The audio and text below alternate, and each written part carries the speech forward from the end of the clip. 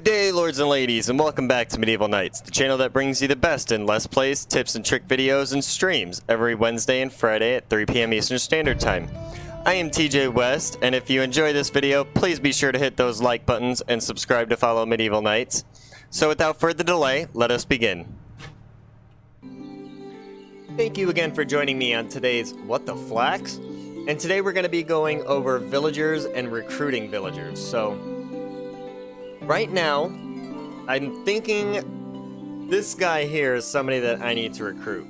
And the reason I'm thinking that is when I pull up the inspector mode by hitting and holding down the left alt key, you can see he's got a 3 in hunting and a 3 in craftsman. And pretty much a 2 everywhere else. I only see a 1 in farming. So he's going to be a pretty solid recruit. Now she is also pretty solid. She has better diplomacy and better survival skills.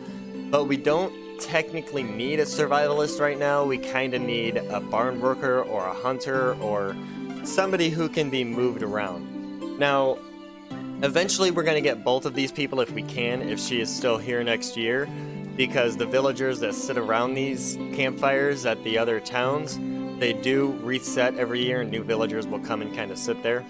So if you pass up on a 3, you might get a 1 if you wait a year before going back. Now, I said there was a few things to keep an eye out for. The first thing is housing. Can you house them?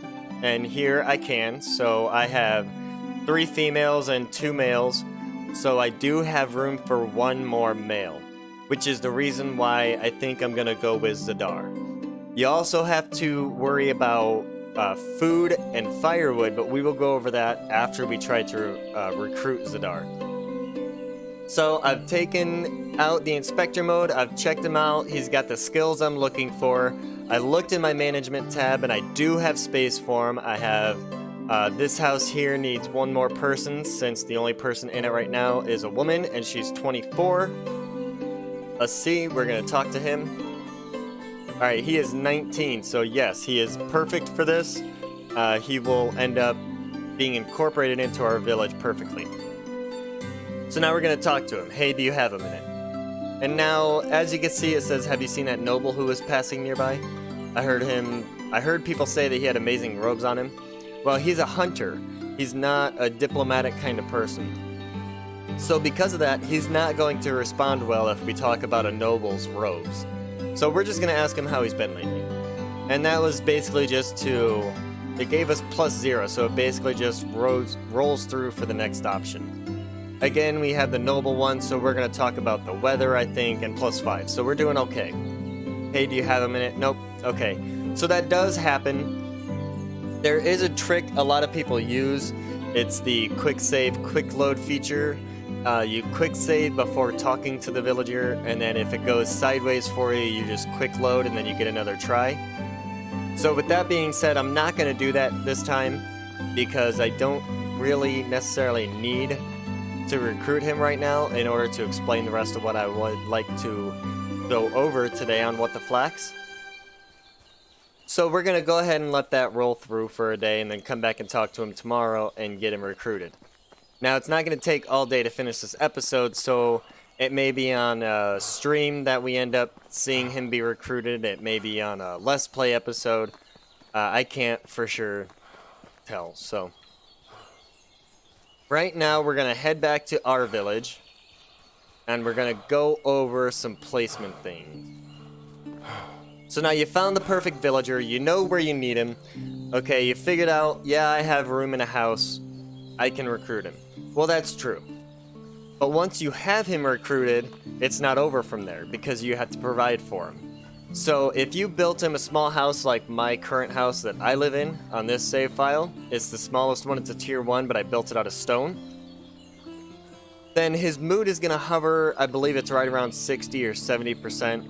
And then once you go up to tier 2, it's going to raise a little bit, and then also it's the materials that the house is made out of. So if this was wattle, if this was a tier 1 wattle house with the same roof that it has now, then you might be looking at between 60 and 70%.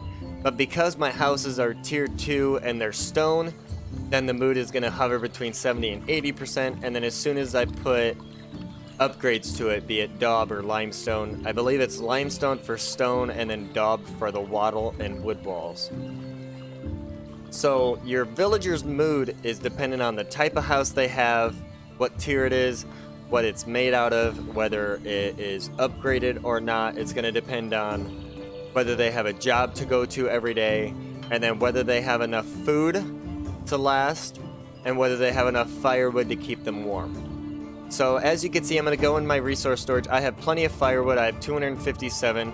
If I go into my management tab here, I can see I have 376.7 units of wood, and my demand here to the right is 1.2 units of wood per hour, and that's per in-game hour. If you go to the map, you can see the time, the clock here of day. So it's about 1:45 in the afternoon in-game on this day of spring. So here you could see their wood, how much you have, and the demand. You could see the food, how much is required, but how much you have again, and then the demand required. So there is almost 1,900 units of food inside my food storage, and the demand is 5.1 units per hour. Again, that is based off of this hour here and not real life hours, so just keep that in mind. You may think, oh, I have 10 units of food, I'll be good, you know, for 2 real life hours, and then within a half hour, your guys are like, hey, where's our food? And their mood is dropping. So just keep that in mind as you're doing it as well. So food here, if you don't have enough edible food, so this meat with gravy, this morel mushroom, the onion, all of this stuff is edible. The raw meat down here, if it has this here, chance to poison, it will not be considered edible for your villagers. So you will need to cook it into either cooked meat or cook it into meat with gravy or a potage, or it has to be processed before your people will eat them. Now, berries are a pretty good source. Typically, I have had these in here the whole time almost for this save file, and I haven't run out of berries. I just keep them on me for a quest. There is a quest you can do that asks for berries. So if it's fall time and there's no berries around, you can run home, grab some, go back, and finish the quest. This bolete mushroom is also edible. Again, if there's a chance to poison down here, your villagers will not consider it edible. So keep that in mind. And then it's all based off of your management tab. So you can check your villagers' moods here. It's going to tell you, and they're all 67. Seaboard is 65. And then here it's going to tell you your wood demand, your wood, and then the demand for it, and then your food and the demand for that. It's going to tell you your taxes, what kind of population you're looking at, the number of buildings you can build. So I could add more houses on this one and get more villagers if I wanted to at this time, but for this episode of What the Flax, we're just going to go over the details of the villagers. So if you want villagers to marry, they do have to be within around the same age range. Although it's not finicky, it could be between 5 and 10 years apart, and they may still end up marrying. It may take longer, it may be shorter.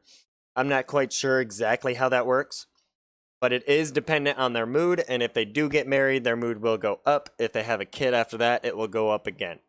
So a villager is a very finicky kind of person to have with you, but with proper just keeping an eye on things, making sure they have food, wood, they have a good house, their house is repaired, and they have something to do all day every day because everybody likes to work. They need to have a job. Your village should do just fine. So this has been episode 7 of What the Flax, and I hope you enjoyed this. I hope it was helpful for you, and I hope you learned something about villagers today. Thank you all again for joining me today. I'm going to stay warm here in our nice little house, light the campfire, get it cozy.